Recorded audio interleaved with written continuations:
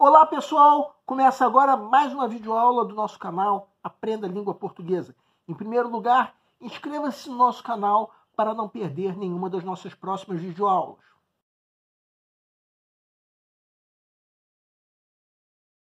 O nosso canal Aprenda a Língua Portuguesa está auxiliando você nos seus estudos, em especial numa época em que as aulas presenciais estão suspensas devido à pandemia do coronavírus. Nessa aula nós vamos comentar uma questão do Enem que é de difícil resolução. No caso do Enem de 2016, na aula passada nós comentamos uma questão da mesma prova que era de fácil resolução.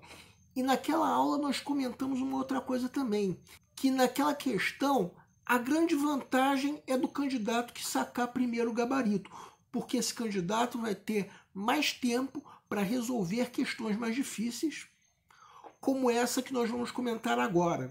Segue um quadro. Enem 2016. Em casa, Ideu podia seguir fiel ao imperador japonês e às tradições que trouxera no navio que aportara em Santos. Por isso, Ideu exigia que, aos domingos, todos estivessem juntos durante o almoço. Ele se sentava à cabeceira da mesa, à direita ficava Anashiro, que era o primeiro filho, e Itoshi, o segundo, e à esquerda, Aru, depois Hiroshi, que era o filho mais novo. A esposa, que também era mãe, e as filhas, que também eram irmãs, aguardavam de pé ao redor da mesa. Aru reclamava, não se cansava de reclamar, que se sentassem também as mulheres à mesa, que era um absurdo aquele costume. Quando se casasse, se sentariam à mesa a esposa e o marido, um em frente ao outro, porque não era o homem melhor que a mulher para ser o primeiro. Elas seguiam de pé, a mãe um pouco cansada dos protestos do filho, pois o momento do almoço era sagrado, não era a hora de levantar bandeiras inúteis. Referindo-se a práticas culturais de origem nipônica, o narrador registra as reações que elas provocam na família e mostra um contexto em que a obediência ao imperador leva ao prestígio pessoal. B. As novas gerações abandonam os seus antigos hábitos. C. A refeição é o que determina a agregação familiar. D. Os conflitos de gêneros tendem a ser neutralizados. O lugar à mesa metaforiza uma estrutura de poder. Peço para que deem uma pausa antes de ser dado o gabarito. O gabarito é a letra E.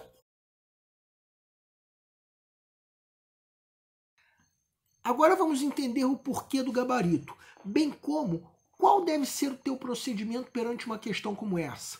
Como eu já disse, é uma questão de difícil resolução. No momento em que o candidato está fazendo a pré-leitura da prova, ou seja, no momento em que ele está avaliando o grau de dificuldade de cada questão, ele tende a perceber em relação a essa questão que mais de uma alternativa parece responder corretamente à pergunta do enunciado. Então não se trata de uma questão de fácil resolução. E eu diria até que o nível médio de resolução é arriscado. Agora vamos supor que chegou o momento de você resolver a questão. E aí você faz uma leitura mais atenta do texto. O texto fala sobre o momento de uma reunião familiar ocasionada pelo almoço dominical em uma família de origem japonesa em Santos. O chefe da família, o Ideu, ainda se mantém fiel ao imperador japonês. E o momento do almoço dominical ainda é o momento em que ele pode manter as tradições de sua origem. Então o Ideu aproveita o momento da refeição para montar uma estrutura que simboliza o quê? A estrutura do poder, como diz o gabarito letra E. Ele, o chefe de família, na posição da cabeceira. Os filhos, cada um ao lado desse chefe. E as mulheres aguardando de pé.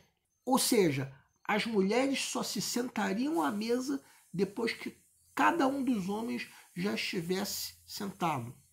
Tudo isso era um reflexo de quê? Da estrutura machista da família que havia sido herdada do Japão. E reparem uma coisa, do ponto de vista do Aru, o filho rebelde, isso que está na alternativa E também é válido. Afinal de contas, a mudança que ele quer promover também vai manter essa ideia de que o lugar na mesa metaforiza o poder. Só que nesse caso, a própria inexistência desse poder estará metaforizada, já que ninguém se sentará numa posição privilegiada. Então, se o Aru discordasse dessa ideia de que a posição na mesa metaforiza o poder, ele não se revoltaria com a situação.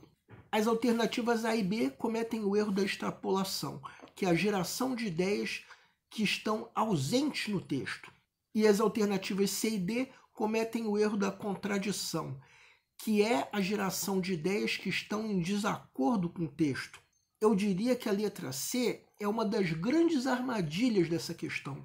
Provavelmente muitos candidatos pensaram em marcar ou até marcaram essa alternativa C, e o curioso é que o erro da contradição em geral merece aquele comentário. Que absurdo! Muita gente vai dizer: ué, professor, mas o que o texto narra não é o momento de uma refeição em que ocorre uma agregação familiar? E eu respondo: sim, é o momento de uma refeição em que ocorre a agregação familiar. Mas prestem atenção ao que essa alternativa diz, que o narrador mostra um contexto em que a refeição determina a agregação familiar. Vejam bem, essa agregação não é determinada pela refeição. Na verdade, o chefe de família usa uma das refeições, no caso, o almoço dominical, quase que como um pretexto para promover essa agregação. Vamos rever o texto. Reparem esse trecho que nós vamos destacar agora. Por isso, Ideu exigia que aos domingos todos estivessem juntos durante o almoço. Viram? Ele exigia tal agregação, e mesmo assim aos domingos. Então, se era uma exigência, logo essa agregação não era determinada pela refeição. A outra armadilha dessa questão está na alternativa B. Também é uma alternativa que provavelmente foi marcada por muitos dos candidatos, mas o que anula essa alternativa é a forma verbal abandonam. Vejam bem, Aru não está no contexto abandonando um costume.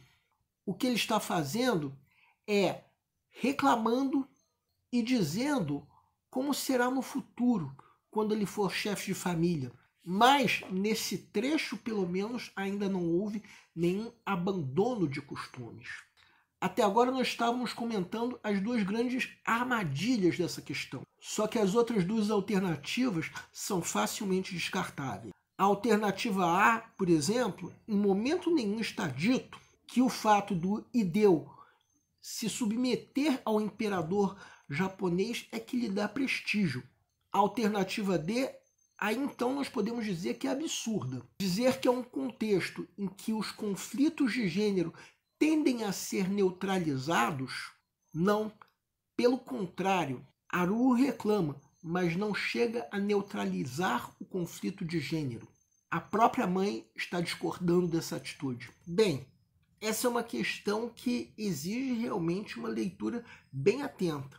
O candidato realmente precisa redobrar a atenção perante uma questão como essa. Porque depois de uma pré-leitura, o candidato percebe que ele não pode sacar o gabarito de primeira. Só depois de uma leitura cuidadosa é que nós percebemos tudo isso que nós comentamos. O nosso canal é voltado para você que está se preparando para uma prova de concurso, em especial vestibular. Para todos vocês que fizeram essas provas, nós queremos pedir que nos escrevam para dizer como vocês se saíram na prova, se a prova foi fácil, se a prova foi difícil, quais foram as dificuldades.